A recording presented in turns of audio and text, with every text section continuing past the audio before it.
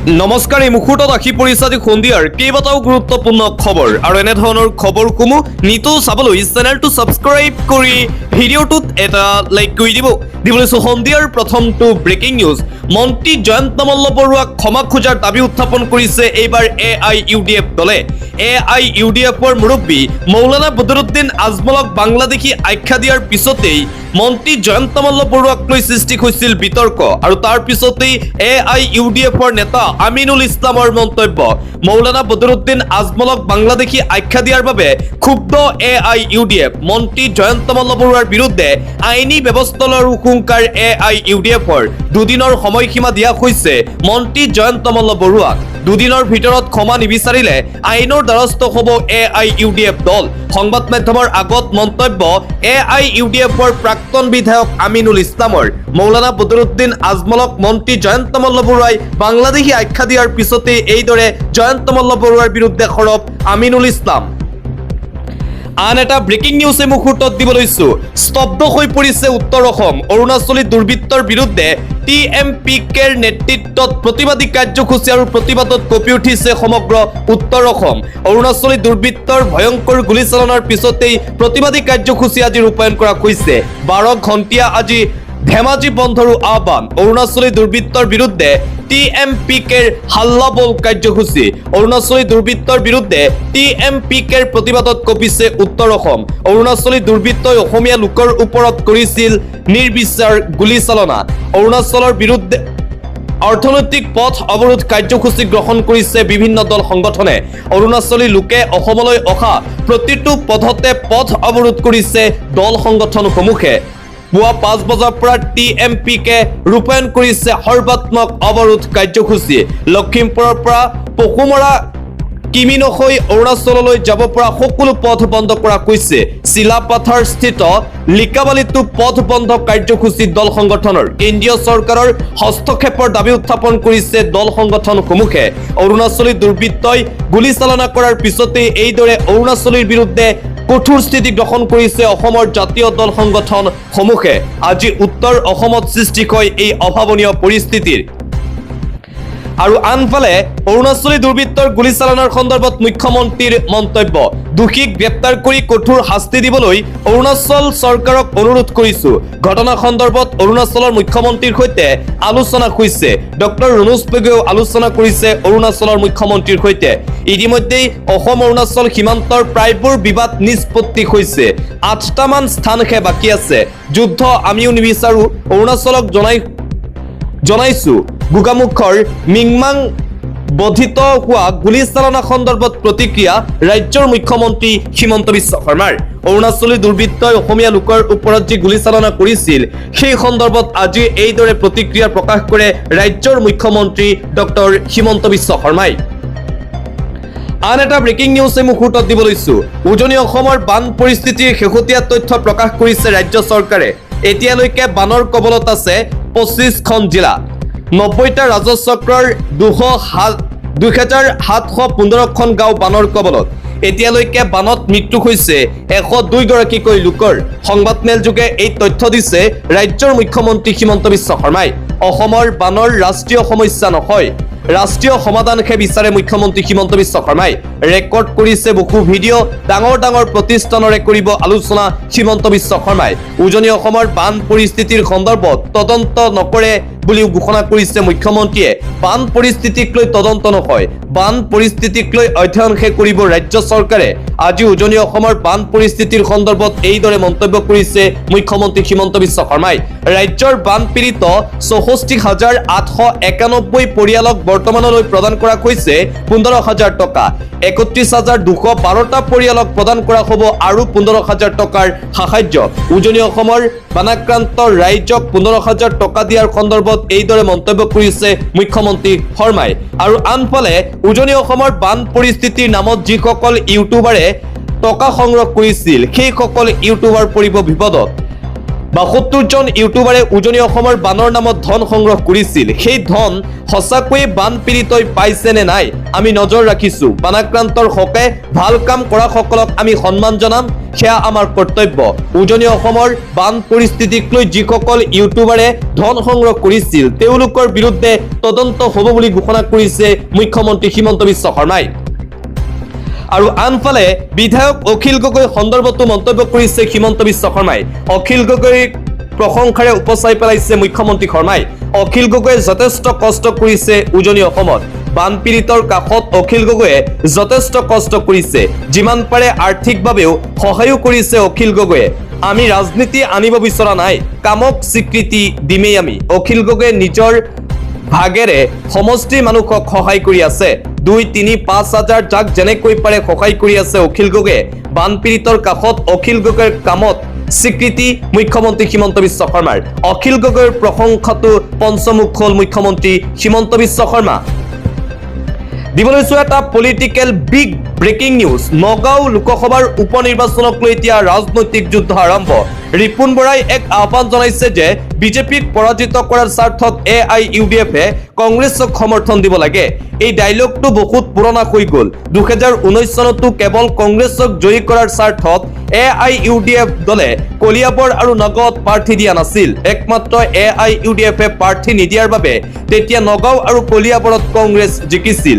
এইদৰে নগাঁও লোকসভাৰ উপ নিৰ্বাচন সন্দৰ্ভত মন্তব্য কৰিছে AIUDFৰ ধিঙৰ প্ৰাক্তন বিধায়ক আমিনুল ইছলামে।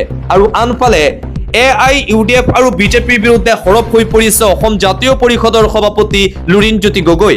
বিজেপি আৰু AIUDF দুয়োটা সাম্প্ৰদায়িকতাৰ বিপৰীত মেৰু থকা। AIUDFও সাম্প্ৰদায়িক, বিজেপিও সাম্প্ৰদায়িক। কংগ্ৰেছ AIUDFৰ সহায় বিচাৰক লৈ লুৰিণজ্যোতি গগৈৰ এই প্ৰতিক্ৰিয়া। বিজেপি আৰু AIUDFৰ বিৰুদ্ধে সৰব লুৰিণজ্যোতি। আৰু আনফালে মৌলানা বদৰুদ্দিন আজমলক লৈ যি বিতৰ্ক চলি আছে সেই সন্দৰ্ভতো প্ৰতিক্ৰিয়া প্ৰকাশ কৰিছে লুৰিণজ্যোতি গগৈয়ে। অসহায় বানপীড়িত ৰাইজৰ স্বাভিমান আৰু মৰ্যাদাৰ কথা চিন্তা নকৰি অন কেমেৰা মুকলিকৈ ধন বিতৰণ, অপসংস্কৃতি আৰু প্ৰদৰ্শনকামিতাৰ পৰা বদৰুদ্দিন আজমলো বাদ নপৰিল। এডাপ আগলৈ গৈ অসমীয়া মহিলাক ধন বিতৰণৰ বিনিময়ত ভৰি চুবলগীয়া কৰোৱা বদৰুদ্দিন আজমলে ক্ষমা খুজিবই লাগিব। অসমৰ সম্পদ ব্যৱহাৰেৰে ব্যৱসায় কৰি অসমতে ধন ঘটি ধনী হোৱা আজমলৰ এয়া দায়িত্ব। বানপীড়িতক সাহায্য আগবঢ়োৱাটো বদৰুদ্দিন আজমলৰ দয়া বা অনুগ্ৰহ নহয়। অসহায় তথা সংকটৰ মুহূৰ্তত অসমীয়া মানুহৰ জাতীয় স্বাভিমান আৰু সন্মানক নিজৰ ন্যস্তস্বাৰ্থৰ সৈতে ব্যৱহাৰ নকৰিবলৈ তেওঁক সকীয়াই দিছো। মৌলানা বদৰুদ্দিন আজমলক ক্ষমা খোজাৰ দাবী অসম জাতীয় পৰিষদৰ সভাপতি লুৰিণজ্যোতি গগৈৰ। পৰৱৰ্তী খবৰ। উজনি অসমৰ বান বিধ্বস্ত নাজিৰা আৰু ডিমৌ সমষ্টিৰ 20খন বিদ্যালয়লৈ 1 কোটি টকাৰ আৰ্থিক সাহায্য প্ৰাইড ইষ্ট গ্ৰুপৰ। মুখ্যমন্ত্ৰী হিমন্ত বিশ্ব শৰ্মাৰ পত্নী ৰিণিকী ভূঞা শৰ্মাই প্ৰদান কৰিছে চেক।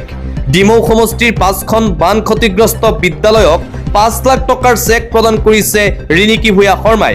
অনুষ্ঠানত উপস্থিত থাকে ৰাজহ মন্ত্ৰী কেশৱ মহন্ত, জলসম্পদ মন্ত্ৰী সুশান্ত বৰগোহাঁই।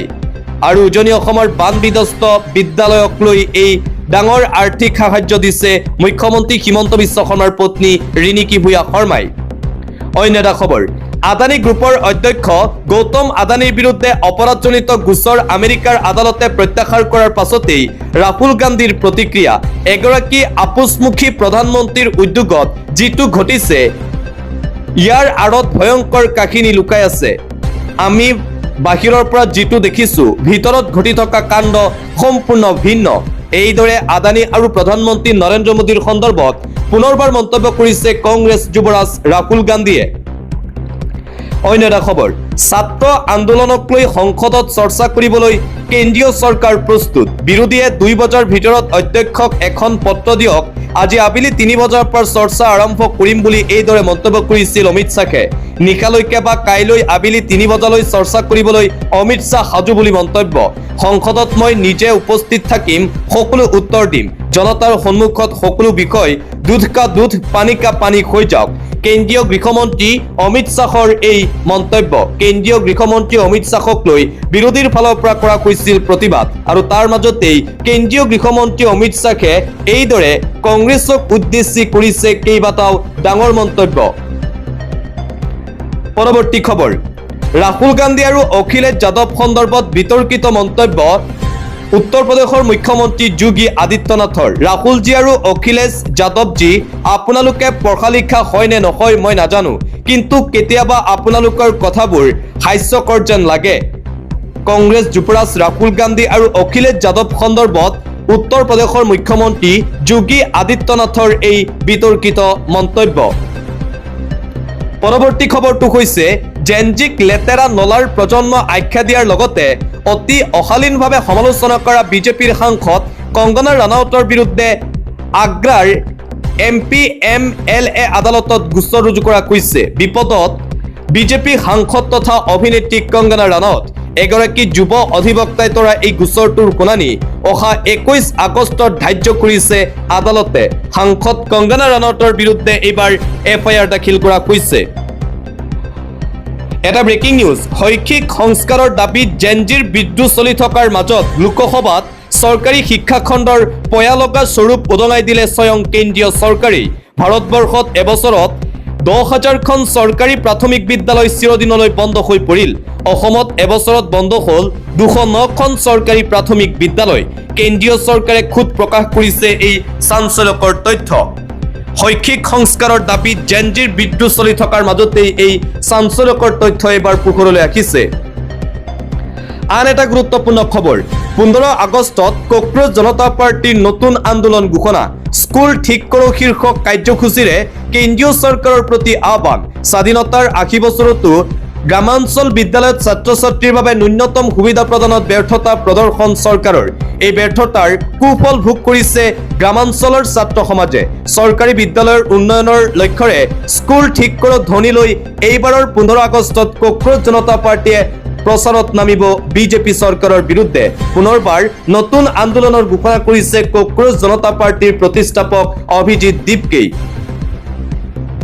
অন্য এটা খবৰ, চৰকাৰে জনসাধাৰণৰ প্ৰতি দায়বদ্ধতা অনুভৱ নকৰে। জনসাধাৰণৰ প্ৰশ্নৰ উত্তৰ দিবই লাগিব, বিবৃতি দিবই লাগিব। দেশৰ প্ৰতিটো প্ৰান্তৰ ছাত্ৰ ছাত্ৰীৰ ওপৰত কিয় মাৰপিট কৰা হৈছিল, ইয়াৰ জবাবদিহি কৰিব লাগিব চৰকাৰে। সংসদত কেন্দ্ৰীয় গৃহমন্ত্ৰী অমিত শ্বাহৰ পৰা বিৰোধীয়ে বিবৃতি বিচৰা সন্দৰ্ভত কংগ্ৰেছ সাংসদ তথা কংগ্ৰেছ নেত্ৰী প্ৰিয়ংকা গান্ধীৰ এই মন্তব্য। গৃহমন্ত্ৰী অমিত শ্বাহ সন্দৰ্ভত আজি এইদৰে মন্তব্য কৰে কংগ্ৰেছ নেত্ৰী প্ৰিয়ংকা গান্ধীয়ে। এটা জৰুৰী খবৰ, ছেপ্টেম্বৰৰ পৰা আকৌ আৰম্ভ হ'ব মুখ্যমন্ত্ৰী জীৱন প্ৰেৰণা আঁচনি। এটা ভাল খবৰ, মুখ্যমন্ত্ৰী জীৱন প্ৰেৰণা আঁচনি পোৱাসকলৰ বাবে ভাল খবৰ আহি পৰিছে। সামূহিকভাৱে বন্ধ হৈ থকা মুখ্যমন্ত্ৰী জীৱন প্ৰেৰণা আঁচনি পুনৰ হ'ব আৰম্ভ। সামূহিকভাৱে বন্ধ হৈ থকা মুখ্যমন্ত্ৰী জীৱন প্ৰেৰণা আঁচনিৰ ধন পুনৰবাৰ লাভ কৰিব। স্নাতক শিক্ষাৰ্থীয়ে এবছৰলৈ লাভ কৰিব মাহে 2500 টকা। ছেপ্টেম্বৰৰ পৰা পুনৰ আৰম্ভ কৰাত অনুমোদন ৰাজ্যিক কেবিনেটত। ইয়াৰ বাবে কেবিনেটত অনুমোদন দিয়া হ'ল 118.58 কোটি টকা। 48,366 গৰাকী শিক্ষাৰ্থীয়ে লাভ কৰিব মুখ্যমন্ত্ৰীৰ জীৱন প্ৰেৰণা আঁচনি। মুখ্যমন্ত্ৰী জীৱন প্ৰেৰণা আঁচনি পোৱাসকলৰ বাবে এই ডাঙৰ খবৰ তথা ভাল খবৰ। অন্য এটা খবৰ, দৰিদ্ৰ কৃষকক ঋণৰ বোজা, বৃহৎ পুঁজিপতিক কোটি টকাৰ ঋণ ৰেহাই। পুঁজিপতিক কোটি টকাৰ ঋণ ৰেহাই দিয়ে কেন্দ্ৰীয় চৰকাৰে, কিন্তু কৃষকৰ ঋণ ৰেহাই নিদিয়ে। নৰেন্দ্ৰ মোদী চৰকাৰৰ কাৰ্যকালত কৃষকৰ ওপৰত মাধমাৰ। কৃষকক ঋণ ৰেহাইৰ বিপৰীতে পুঁজিপতিক ঋণ ৰেহাই। 10 লাখ কোটি টকা ঋণ ৰেহাই বৃহৎ পুঁজিপতিক। ঋণ পৰিশোধ কৰিব নোৱাৰি চৰমপন্থা অৱলম্বন দৰিদ্ৰ কৃষকৰ। সংসদৰ মজিয়াত কেন্দ্ৰীয় চৰকাৰে দাখিল কৰিছে এই চাঞ্চল্যকৰ তথ্য।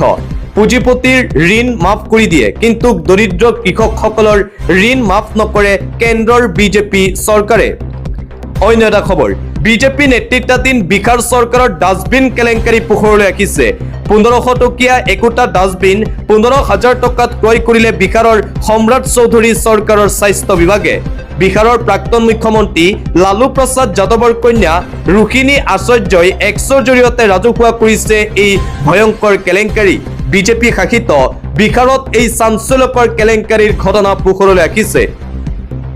অন্য এটা খবৰ উৎকট গৰমৰ বাবে সলনি হ'ল বিদ্যালয়ৰ পাঠদানৰ সময়সূচী জিলা প্ৰশাসনৰ ফালৰ পৰা জাননী কৰা কৈছে জাননী উৎকট গৰমৰ বাবে হাল সলনি কৰা হ'ল বিদ্যালয়ৰ পাঠদানৰ সময়সূচী পুৱা 8 বজাৰ পৰা 12:30 বজালৈকে নিম্ন প্ৰাথমিকৰ পাঠদান পুৱা 8 বজাৰ পৰা দুপৰীয়া 1:30 বজালৈ মজলীয়া প্ৰাথমিকৰ পাঠদান উচ্চতৰ মাধ্যমিকৰ শিক্ষাৰ্থীৰ ক্ষেত্ৰতো প্ৰযোজ্য হ'ব এই নিয়ম পুৱা 8 বজাৰ পৰা দিনৰ 1:45 বজালৈকে অনুষ্ঠিত হ'ব পাঠদান তিনিচুকীয়া জিলাৰ বিদ্যালয়সমূহলৈ তিনিচুকীয়া জিলা প্ৰশাসনৰ ফালৰ পৰা এই জৰুৰী নোটিছ জাৰি কৰা হৈছে এটা চাঞ্চল্যকৰ খবৰ 6 বছৰীয়া কণমানিক প্ৰথমে কোলাত লৈ তাৰ পিছত জঘন্য কাণ্ড কৃষ্ণ ৰয় নামৰ এই লম্পটটোৰ সমগ্ৰ ৰাজ্য জোকাৰি যোৱা এক চাঞ্চল্যকৰ ঘটনা এইবাৰ সংঘটিত হৈছে এইখন অসমতেই প্ৰথমে 6 বছৰীয়া কণমানিক কোলাত লৈ তাৰ পিছত জঘন্যতা